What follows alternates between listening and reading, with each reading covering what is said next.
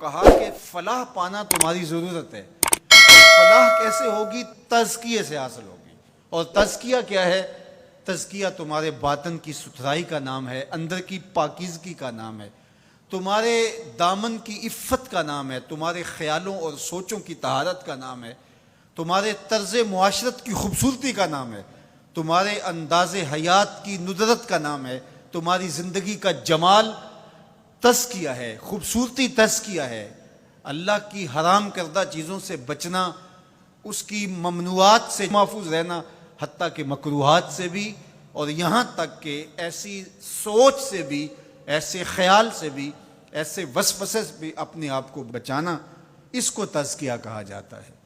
اور اللہ تعالیٰ جل شانہ نے یہاں ارشاد فرمایا قد افلح من تزکا، جس نے اپنے اندر کو ستھرا کر لیا. باہر تو مل مل کے سارے ہی دھوتے ہیں، لباس پہ بھی سلوٹ نہیں پڑنے دیتے، اور اپنے بدن پہ ایک ریزہ مٹی کا بھی پڑ جائے تو وہ بھی جھاڑتے ہیں. کہا یہ بھی اچھی بات ہے، اسلام ستھرائی کا دین ہے، صفائی کا دین ہے، لیکن اس سے کہیں زیادہ اہمیت ہمارے باطن کی صفائی کی ہے، ہمارے اندر کے ستھرا ہونے کی ہے. تزکیہ مقصود ہے. اب یہ تزکیہ کس طرح ہم حاصل کریں؟ ایک تو اسی آیت کریمہ میں ارشاد فرمایا فَذَكَرَ اسْمَ رَبِّهِ، اپنے رب کا نام ذکر کیا، نام پکارا، یعنی ذکر الہی یہ حصول تزکیہ کا سبب ہوا. فصلہ، اور دوسری بات ارشاد فرمائی نماز. تو یہ تزکیے کا نتیجہ بھی ہے کہ جب اندر تزکیے کے نور سے مالا مال ہوگا تو پھر پیشانی سجدے میں ضرور جھکے گی. اللہ کی بندگی یہ بندے کا مزاج ہوگا. اور دوسرا یہ ہے کہ اگر یہ تم حاصل کرنا چاہو تو پھر تمہیں اس عمل سے بھی گزرنا پڑے گا، اور اللہ کا ذکر تمہارے اندر کے زنگ اتارے گا. تو جب دل کا زنگ اترا تو دل مزکا ہو گیا، دل کو تزکیے کی دولت نصیب ہو گئی.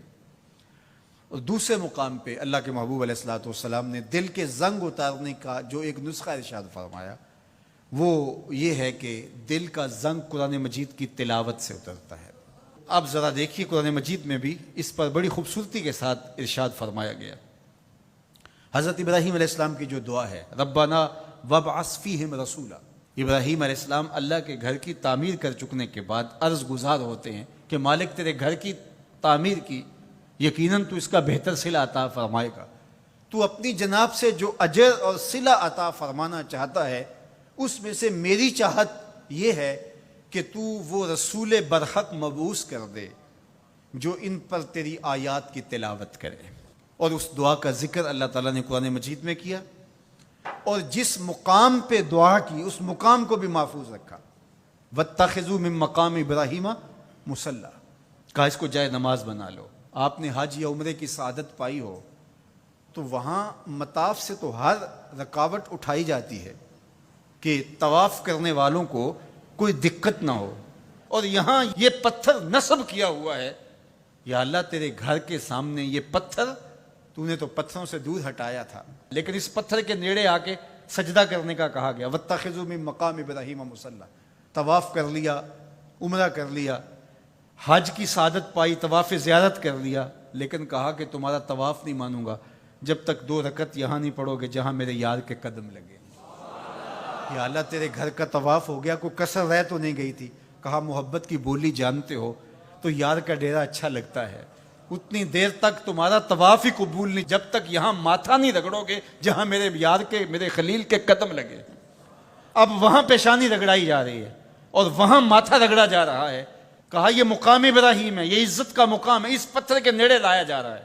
وہ بھی پتھر ہے، کالے رنگ کا پتھر ہے، لیکن اس کو چومنے کی تلقین کی، ادب سے چوما جا رہا ہے، عقیدت سے چھوا جا رہا ہے، پیار سے دیکھا جا رہا ہے. میں نے بوڑھے اشخاص کو بھی دیکھا کہ ہتھیلیوں پہ جان رکھ کے پتھر کو چومنے کے لیے بے چین ہے. اکلوتے بیٹے کو چومنے کے لیے ماں کی وہ تڑپ نہیں ہوتی جو اس پتھر کو چومنے کے لیے کلیجے کے اندر بےتابی اور ایک بے چینی اور اضطراب ہوتا ہے.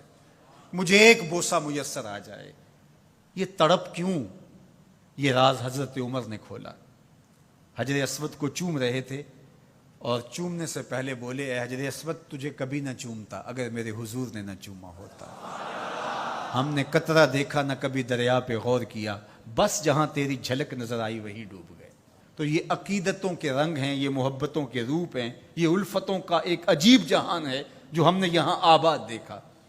تو یہ پتھر ہو کر کے بھی عزتوں کا ظرف قرار پایا اور اس کو سینے کعبہ کے اندر نصب کر دیا گیا. کہا یہ نشان ہے, یہ شاعر اللہ میں سے ہے, یہ جائے نماز بنا لو. یہ عزتوں کا ظرف قرار پایا. اس کو یہ عزت کیوں ملی؟ اس لیے کہ حضرت خلیل اللہ کے قدم لگے. اچھا, کیا حضرت ابراہیم کے قدم ساری زندگی اسی پتھر پہ لگے یا کسی اور پتھر پہ بھی لگے؟ ظاہر ہے یہ سارا علاقہ ہی پتھریلا تھا, ان کے قدم تو جگہ جگہ لگے, لیکن کسی اور پتھر کو محفوظ نہیں کیا گیا. اس پتھر کو محفوظ کیوں کیا گیا؟ اس لیے کہ اس پتھر کی چھاتی پہ کھڑے ہو کے حضرت خلیل نے